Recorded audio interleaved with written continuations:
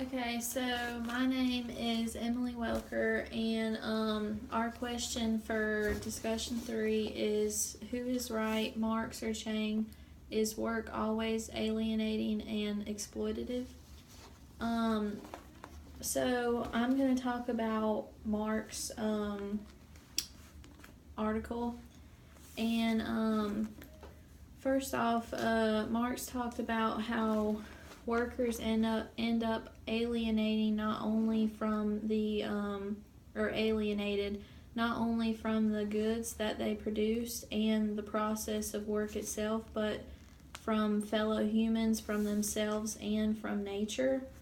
So he said in his article, he said, quote, using the very words of political economy, we have demonstrated that the worker is degraded to the most miserable sort of commodity, that the misery of the worker is degraded to, well, I just said that the, that the misery of the worker is in inverse proportion to the power and size of his production. So, basically saying that, like, the factories and all this stuff, like, they're just worried about production and not really about the worker themselves, and they just, like, degrade the workers a lot. And so then Marx says that rather than receiving the full value of one's own labor, a laborer for a company actually decreases her own value with every product she helps produce.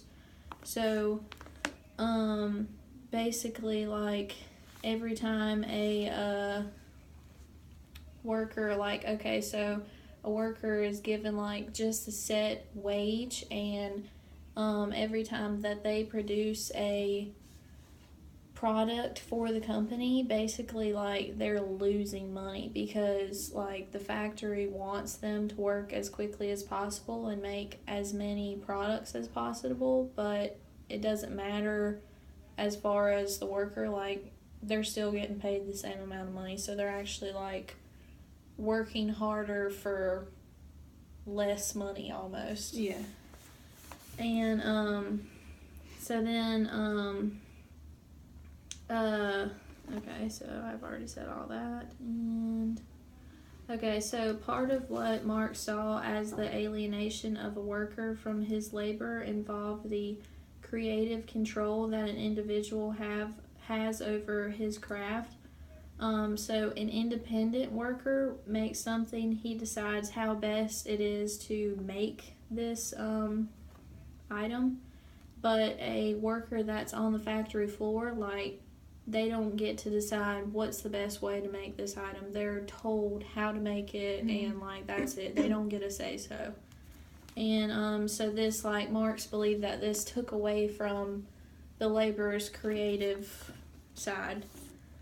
And then also so then this basically means that, like, any worker is just as good as the other worker. Like, there's no worker that's more special than the other one. They're all just the same.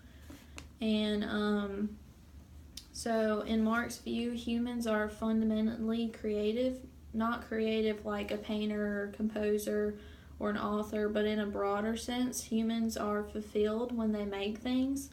So in Marx's theory of alienated labor, the very nature of work on the floor of a capitalistic company deprived workers of any creative aspect of labor. He viewed this creative impulse as the essence of being human. He concluded such labor alienated people from their labor and themselves, effectively dehumanizing them.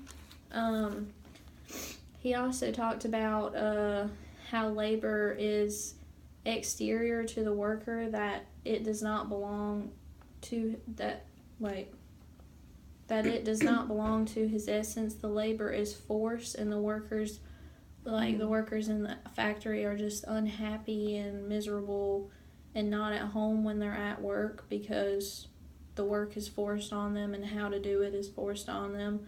Yeah, so they have, like, no freedom. Exactly. To say, yeah. Yeah.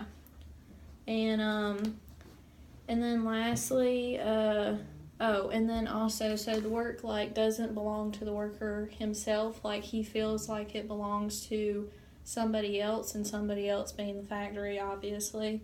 And then so like the last thing that I wanted to talk about that Marx was saying is that workers almost feel like animals, like that they're getting forced to do work and that they don't really matter. Like they're just getting used to make stuff and that's it. True. That's how I felt at McDonald's. Yeah. Alright, so your argument was basically yes, according to Marx, that work is alienating and exploitative. Yeah. Well, for mine, I decided to side with Chang on her Factory Girls article. And for her, I would say, to answer that question, is work always alienating and exploitative? I would say no, it's not always. An example that she used in her article was about this girl named Min. She interviewed her, and she was working in a factory, and it was like pretty bad. The working conditions were just terrible. But then she left because she was hoping to find a better job, and she did. And she said that her motives for working in these like terrible factories with bad working conditions was because she wanted to repay her parents for raising her. So that's why she worked. And in her interview, she was in a good mood, and she said, God is still fair. And by age 18, she already had like a new beginning. Like the new beginning meaning like the new factory, because it paid her twice as much as the first one that she initially quit. Mm-hmm. And so in her case, it was work was rewarding because she gets to help her parents out, but she also understood that work could pay off in the end. And there was another example that she used in part 3 called To Die Poor is a Sin. The girl's name is Chunming. Yeah, so she was talking about the factory where she works, and she called it a temporary stopping place, not the place where I will stay forever. So she wanted to better herself and go to a secretarial university because she thought she could get a better job. She even learned to speak Cantonese. And I guess the main idea that I got from Chang's reading was that for working for a migrant worker, it is like tedious work and stuff, but it provides them with a means of improving their lives, like stepping up, I guess, in the ladder. They just like want to get away and like escape their poorness, and it sounds bad, but yeah, they just want to make money. Yeah. And the factory girls, they just pursue a more prosperous future for themselves and for their families. Although it is, I guess, well, you could say that it does alienate and exploit them, but they see it as a way of like getting out, escaping their reality. Yeah.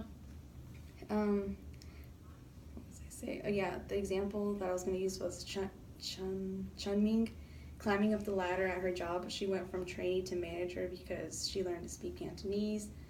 She bettered herself, and she was able to give her parents $5,000 to renew their house.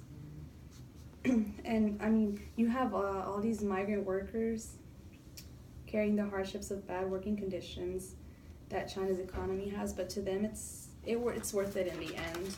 And I have a quote from Chang. It said, she was talking about the factory girls. It's quote, if it was an ugly world, at least it was their own. And there she's talking about how these going to Dongguan, which was the place where all the factories were, mm-hmm. It allowed them to have this sort of like individualism that their village or home life back home wouldn't have allowed. Because the girls here, like, they learned to speak different languages. They went to school to try to like get college education, and they just I guess they did hate working there. But for the girls that she interviewed, for them it always had like a good ending, because they were like, well, we endured all these hardships, and in the end it was worth it, because now my family has money, now I have family, now I'm educated, and I went to school because of the work. Yeah. So I would say yes, it does alienate and exploit them, but according to Chang, it's also very rewarding in the end for them and for their families.